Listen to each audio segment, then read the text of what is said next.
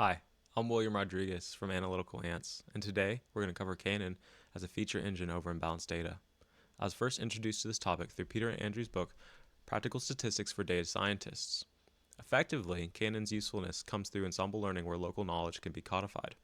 I wanted to implement this idea, however I couldn't find an end-to-end solution that gathered all the ideas like SMOTE, minimizing data leakage, and etc., so I created one.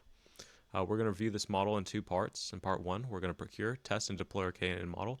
And in part two, we'll validate the feature engine's effectiveness through Ensemble Learning with and without the features. So more information can be found on my website. I'll link the articles in the description below.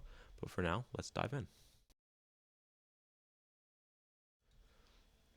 All right, so we're going to start out looking at the code. This is part one, KNN as a feature engine, and we're going to cover it at a high level. Effectively, there's three sections. One is establishing the environment, where you have the packages, the user-defined parameters, the data and the functions.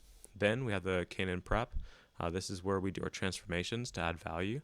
And lastly, KNN itself. And so this right here is the models that we'll deploy, and then this is when we evaluate it and deploy it to the different sections. So starting out at the top, the most important thing to know is that this is a sandbox where the user can change almost everything about this to see what works best, incorporate different data sets, etc. So talking about the data sets, you can change your environment by changing the parameters, right? How big is your data set? What's the imbalance? You can change your splits in the train and validating test sets.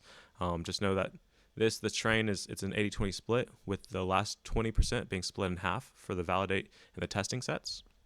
And then right here is the real star of the show, where the user can go in and use concepts like holdout methods, which you can validate your training set, and then you can test your model to see how it generalizes over unseen data, and then lastly you can deploy it so you can use it further in the Ensemble method. You can do transformations, which add values like you can apply no transformation, see how it works. You can scale your data, you can SMOTE it, you can apply either TOMEK or ENN on top of it. Just know that each one of those are additive except for the last two. So example, which ENN would be over a SMOTED scaled data set, right? Training set. And then lastly, you have your hyperparameters here, which allow you to really fine tune your metrics and make sure that your model is optimal. So getting started, let's start out with a base. We're going to run our validation test over a data set with no transformations and see how it performs. In all these tests, I'm going to keep KNN K as constant just so we can see the value add from changing the different the training set. You can see here that the F1 score is 4.2. Because this is an imbalanced data set, we're really focusing in on that precision recall and the harmonic between them, which is the F1 score. Accuracy is a little misleading here, and so that's why you'll be seeing me reference that precision recall and F1 a lot. So effectively, this is pretty low, less than 5%, which is just it's not good at all, right? It's almost worse than. I don't want to make any assumptions about random chance, but we can just tell it's pretty bad. So let's keep on going, right? So now we can try what happens if we scale the training set, right? Does that make much of a difference? And you can see that you scroll down to the output, and you have it increased to 13%, which is over a 200% increase. So that's great, right? So we're already making traction. And then what we're going to do is we're going to move up the ladder one more to SMOTE. And so what this is, it's synthetically deriving data over the minority data set, right? It's almost like bootstrapping, where it's finding like terms and creating them so that you can replicate it. Again, more information is in my website, but effectively we're doing this to see what the value add is, and it moved the F1 score to 30%, which is again is over 130% increase again. I think this is a good time to see that as you keep implementing more of these transformations on the screen, you can see the value add on each one, right? TOMEK and ENN have their own features, and they do different things to that SMOTE data set, which pretty much in a nutshell clears the different clusters. Again, more information and more references on my website. But for just now, know that these different attributes are really helping clean up this data set and helping you target that minority class. So lastly, I shouldn't say lastly, the next section is what we're going to do is we're going to look at these hyperparameters. And so this is a good example. You can see that SMOTE, without any hyperparameter tuning, had a 29.73% effectiveness on the F1 score. And so now what we can say is, hey, what happens if we change K? So you come down to the testing K script, and it'll take your current model that's loaded into memory, and it'll run it over the different values in K and see which one's the best, right? And so here you can see that the best results would be 31.49. So we should change our K parameter to that. This is the only kind of hyperparameter tuning that I'm doing automatically, and even then it's not automatically right. You would really want best case scenario to have your machine learning algorithms kind of find what the best chance is, or what the best combinations, variables, hyperparameters that you want. But for now, we're just doing a manual process. So just know that in this example for today, 19 is going to be the best. It's going to yield the best. And so give me one moment to look at my notes. Imperfect. I actually, so that was the best optimization for SMOTE. However, what we're going to do is we're going to find, I've already done, again, some optimizations already, and I found that the best just validate test set, the performance is actually on a set that looks at the KNN of 7, SMOTE distribution of 50%, and ENN of 3. And so now when we run this data set, what you can come down here and see is that over the validation set, you have an F1 score of 32.29, with all things being pretty good relatively. And so what we're going to do, this is when the holdout method is incorporated. So now we're going to see how that generalizes, and we're going to apply over the testing set, which again is training was 80%, testing, the other sets are 20%, and so between validate and test is a 50% split, right? So this is over 10% unseen data. And so what we're going to see is that F1 score dropped precipitously to 26.75%, which is not good at all. So almost a 20% decrease. I have a visual here. And so you can see that 20% decrease on a wide range of metrics. It doesn't perform as well. And the meaning behind it is it doesn't generalize well, right? So even though it's really good over one data set, if new data comes in, it's not going to perform as well. So what we really got to do is mitigate against that. And so in some of my notes, I found another model that does generalize pretty well. And so what it is KNN K of 19, and all things being equal, 50%, ENN K of being 3. So even though this validation set, when you run it, it's not going to perform as high as the other. It's going to come out to be 30.7%. When we run it over the testing set, when we test this model over new data, you're going to see that it generalizes a lot nicer.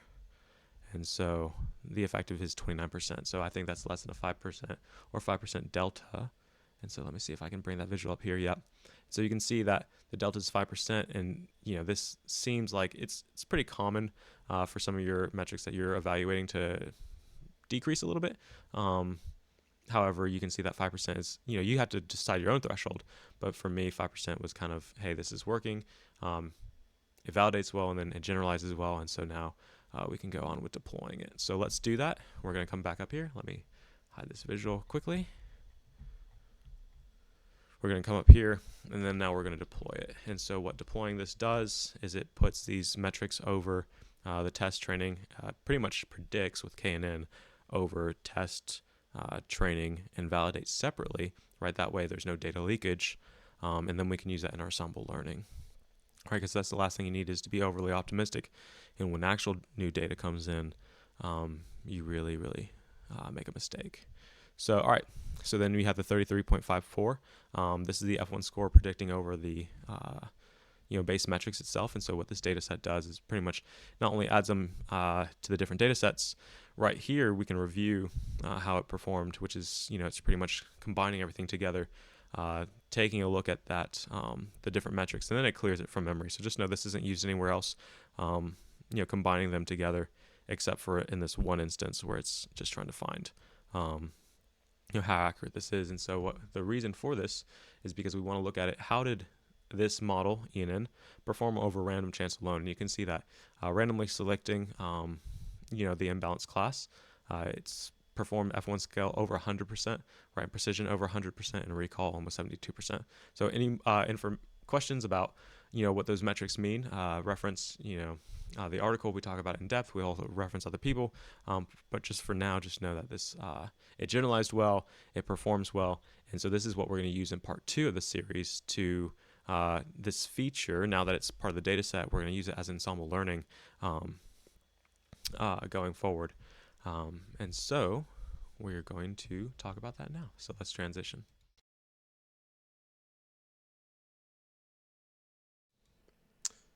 All right, so now we are in part 2, and so what we did in part 1 was we took KNN, we evaluated a model, we created one, and we deployed it to the training sets, and so now what we can do is use that in Ensemble Learning as an input for future, the further models. So let's talk about this code at a very high level. Again, we have 3 sections: establishing the environment, Ensemble Prep. This is a lot shorter. You're just effectively taking those test, train, and validate sets and the training model and parsing them here. And lastly, you have your ensemble models, and we're doing 3. We're doing GAM, general additive models, general linear models, and then trees, GLMs, and then decision trees.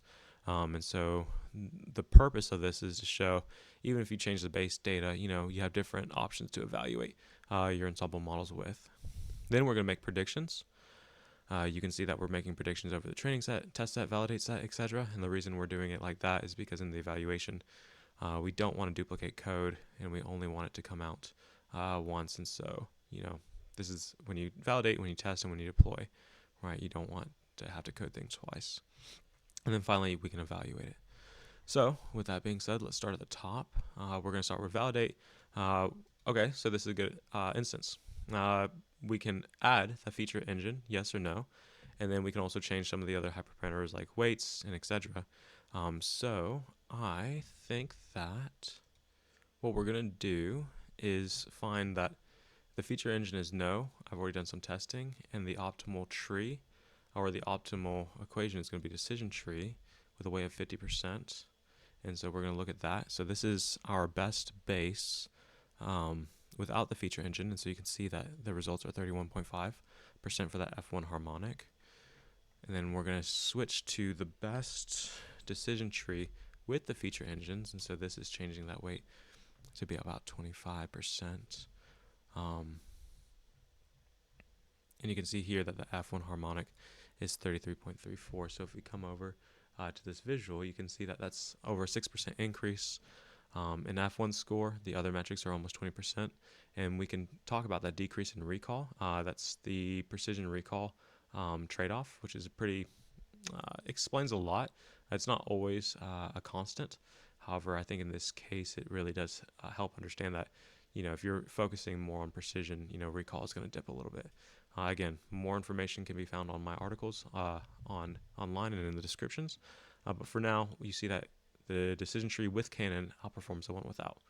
So now what we're going to do is see how each one of these generalizes and performs. So what we're going to do is we're going to test. Let's test the one with the model, the KNN features first. Since everything was loaded, you can see that the F1 score is 33.23%. And then without the model, whoops. And again, just know that these models that I'm picking out, on my website, you'll see that I've done all the training, and did a whole bunch of different, models and evaluations. So these, we're just speeding up the process here, is 31.54. And so you can see here, whoops, that over the testing set, that the tree with KNN outperformed the tree without KNN again. And so now the question is, well, how do each generalize? And that was that this visual is that both trees generalize very well, less than 1% delta. And so I think what this says is, for right now, the tree, the ensemble with the feature engine is outperforming. So what we're going to do is we're going to deploy that model, and we're going to evaluate that over KNN alone and see how it does. So we're going to deploy it. We're going to come over here and say this was a yes. The model that we liked was 0.25%. And there's other metrics in here that you can play with. Feel free to, try different things. And that's the point of the script, is you can change like your data sets and try different of these hyperparameters and see what works best for you. But for this example, we're just going to go with this. And you can see that when we deployed it, the tree with KNN over the data set, it's making predictions of F1 score of 36%, right? Recall 64%, and precision is 25. And so here is how those metrics stack up against random chance, KNN, and the decision tree. So you can see that the decision tree outperformed KNN alone by 8% in the F1 harmonic. Again, the recall is lower. We talked about that precision recall trade-off, but every other metric is almost 20% higher than KNN alone. And so now it really comes, I don't want to say begs the question, however, the question is, well, how does the other metric do? So if we were to deploy the decision tree without the feature engine, and we were to deploy that, you can see that the output is 31.75%. And so this is how it stacks up. It actually does worse than the KNN model. Therefore, it'd almost be better not to do Ensemble Learning. It's almost, KNN is outperforming the decision tree over this data set, and that's what you would stick with. So you can see here that the KNN as a feature engine did aid in Ensemble Learning by codifying some of that local knowledge. All right, so we hope that was helpful. We hope that this script overall gives you a template for you to think about some of these processes, and it also gives you something to work off of and see how to delineate the different data sets, right, to make sure that there's not data leakage, etc. If you found this useful, right, like and subscribe. Make sure to comment to tell me your thoughts, what could be done better, how did you use this, and always, as always, check us out for any other analytical needs. Our website will be in the description below. So thanks, and I hope you have a great day.